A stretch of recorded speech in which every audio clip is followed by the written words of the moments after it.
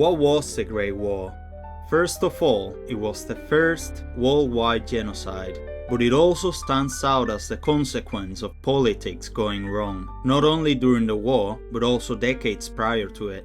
Going back to the 19th century, Britain and Russia were strong rivals, especially since they were becoming two of the largest empires in history. Some German states joined Prussia as a new superpower, one that wanted to be at a similar imperial level to the former two. Legendary Chancellor Otto von Bismarck tricked Emperor Napoleon III into declaring war to Prussia in 1870, which Prussia won. He then promoted good relationships with Russia to prevent the possibility of them allying with France, and Germany having to fight while dividing their troops on two fronts. Bismarck signed a treaty in 1882, not with Russia, since it was clearly behind industrially and militarily, but with Austro-Hungary, which was clearly a better ally, and also with Italy. The now Central Powers promised to defend each other in case of external aggression, but then Russia made an alliance with France in 1892. Tsar Nicholas II led Russia into a disastrous war against Japan in 1904 and continued it way after they were clearly losing more than they were getting. This led to economical hardship and to a peaceful manifestation in which Russian authorities killed about 2,000 civilians, being known as Bloody Sunday. Germany had some serious tension with the French colony in Morocco. The intention of preventing a conflict motivated the creation of the Entente between two nations who were sworn enemies for like 900 years, Britain and France, in 1904. It was then, when it was rational for Britain to ally Russia in 1907, that the two largest alliances in history existed simultaneously. So at this point, a Great War seemed inevitable. On the 28th of June of 1914, Gavrilo Princip, a Bosnian who studied in Serbia, with separatist ideas of wanting Bosnia and other territories to be independent from the Austro-Hungarian Empire, assassinated Archduke Franz Ferdinand, in which the Serbian secret organization, the Black Hand, was heavily involved. Everything from that point was hectic. The following month was named July Crisis. Russia mobilized its troops in case of being attacked, and Nicholas II openly said that he wanted to protect Serbia if it were to be invaded, since it was the only place that they had influence in the Balkans. Austro-Hungary sent an ultimatum to Serbia that was intended to be rejected, and mobilized their troops regardless of the answer.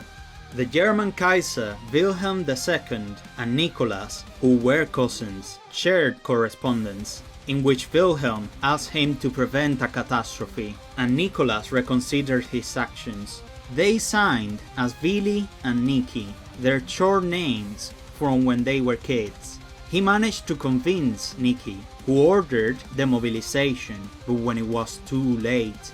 German generals interpreted Russian mobilization as aggression and mobilized their troops. When war seemed inevitable, they executed the Schlieffen Plan, invading France through neutral Belgium to face only one of them at the same time. But due to the strong Belgian defense, what was supposed to be a quick victory over France became a horrible 4-year-long war. Britain joined the war to honor their promise of protecting Belgium. Italy remained neutral at first, but due to losing relationships with the Central Powers and being offered ethnically Italian lands by the British, they finally changed sides. The Ottoman Empire joined the fight on Germany's side, who had previously flourished good relationships, but their army and the Austro-Hungarian one were underperforming. So Germany requested Bulgaria to join them as well, who would, in exchange, gain territories and earn better resource production. So finally, Germany had a worthy ally, and America joined in 1917. And so, two of the largest empires in history, the strongest modern empires, for a total of 30 nations, representing 2/3 of Earth's land, were fighting each other across all 5 continents, because of a set of alliances. and Nicholas. So what was great about the Great War? On one side, of course, the great stands for the size of it, but is there more than that? Maybe the soldiers, like those of Serbia, Montenegro, France and Belgium, felt a clear motivation to fight, to protect their nation. The Bulgarians wanted their economy to recover from the horrible hardship that was caused by being betrayed by the Balkan League in 1913, and some Austro-Hungarians were avenging the heir to their throne.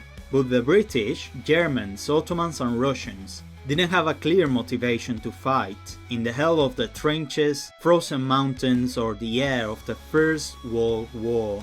Many wondered, what's the point of fighting at all? There are two works of literature from the 20s that gave answers to that question: All Quiet on the Western Front and Storm of Steel. They have things in common. They're both about German soldiers fighting in the Western Front, describing war as a hell on earth, and showing doubts and fear, which was polemical for the time, for it wasn't considered masculine. The former was written by Erich Maria Remarque, a German conscript who joined the war being 18 in 1917, lived the horrors of it, got wounded several times, and saw many comrades die. Although his book is actually fiction, with his protagonist being John Paul Baumer, it's obviously semi-biographical, but the fiction allowed him to express his anti-war philosophy through multiple, real horrible experiences of the war. From the 3 adaptations across a century, The All Quiet on the Western Front from 2022 is considered to be the least existential horror-like. However, I remember when I watched it as it came out. I didn't know anything about World War I and I wanted to watch an action war movie for entertainment. What I got, well, it was not that. My thoughts after watching it were, war is kind of disgusting and this shouldn't happen, ever. So the anti-war propaganda from Remarque definitely works. But Storm of Steel is polemical and it hasn't been adapted to a major movie. But why? Cause it's a memoir, an edition of the diaries of the author, Stormtrooper Captain Ernst Junger, who participated in the German Spring Offensive of 1918. The Russians had left the Eastern Front and the American reinforcements were yet to arrive.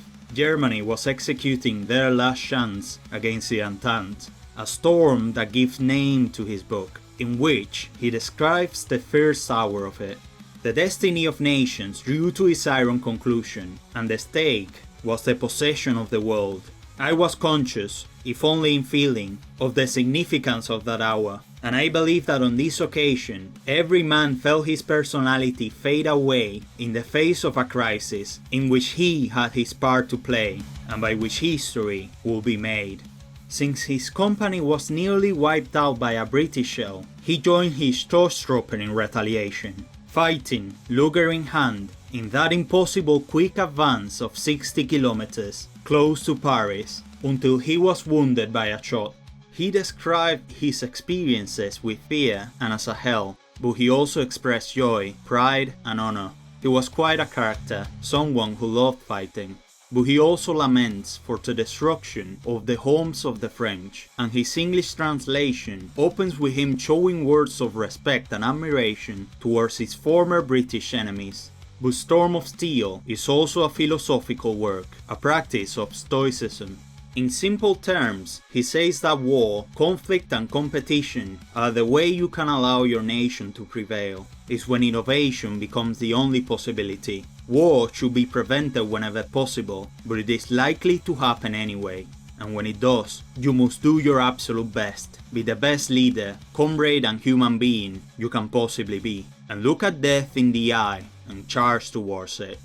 What I find beautiful about this is not only that it is a light of hope and resolve within the grim darkness of our past, but the fact that he is one of the many who fought for what they believed was the right thing to do, either Germanics or Entente. Like the soldiers who justifiably defended their land in Belgium, France, Serbia and others, or the engineers and intellectuals who innovated so many aspects of warfare and technology, practically giving birth to the modern world. The span of 4 years saw the invention of tanks, aerial warfare, gas warfare and the gas mask, flamethrowers, field radios and telephones, submachine gun and light machine guns, special forces with the RDT, infiltration tactics with the Stoßtruppen, women being a strong workforce and being enlisted, one of which was the most decorated of all time, and so much more. I think that it is safe to say that there was greatness within those who made the best out of the hard times they were in, rather than any specific nation. And that's why I disagree with the comment of "they died for nothing," referring to the 10 million military losses, when there were so many who found something to keep marching on in such a horrible war. The Great War ended with the armistice of the 11th of November of 1918, having a total of 20 to 25 million deaths, and causing the end of the Imperial era. The song Great War by Sabaton inspired me to make this video, alongside the book Storm of Steel. That's it, now you know you have to make the best out of whatever hell you are in. Ciao!